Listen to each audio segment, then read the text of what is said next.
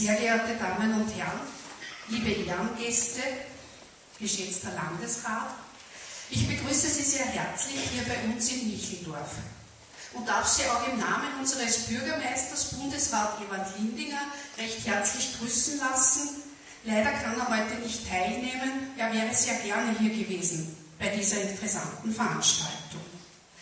Gerechtes Geld, gerechte Welt.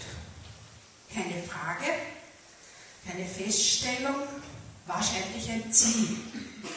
Ist Geld gerecht? Geld hat keinen moralischen Wert, sondern einen faktischen. Der Mensch, der das Geld ausgibt, der verteilt, hat hoffentlich moralische, ethische Grundsätze.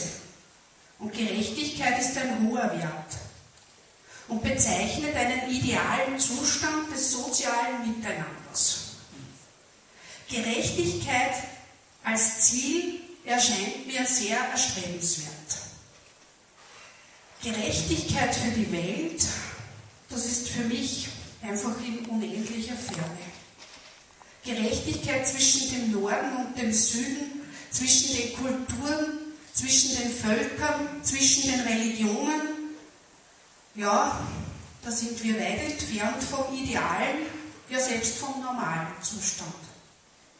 Aber vielleicht ist das Ziel auch zu groß für meine Vorstellungskraft.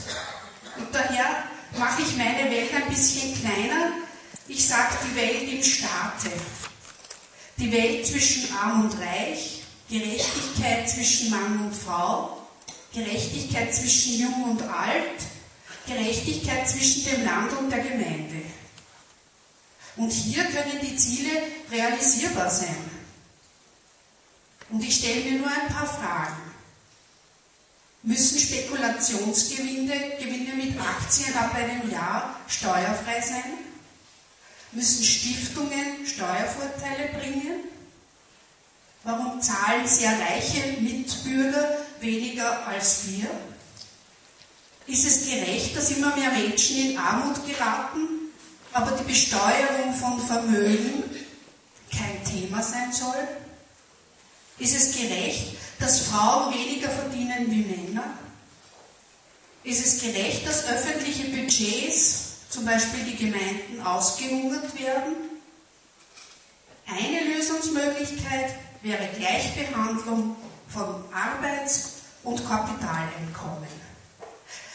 Also es gibt wirklich viel zu tun, aber es gibt auch Lösungsvorschläge. Und da bin ich bei Ihnen beim Prinzip Hoffnung. Denn das ist das Allerwichtigste, was wir Menschen brauchen.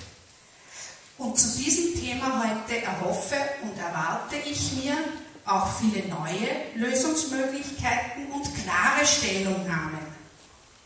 Aber eins ist klar, nicht an den Worten, an den Taten werden wir gemessen. Und die Umsetzung liegt vielfach in den Händen der Politik.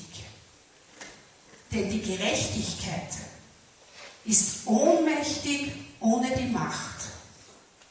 Doch die Macht ist tyrannisch ohne Gerechtigkeit. Und somit wünsche ich Ihnen allen noch einen spannenden Abend heute und der Veranstaltung einen interessanten Verlauf.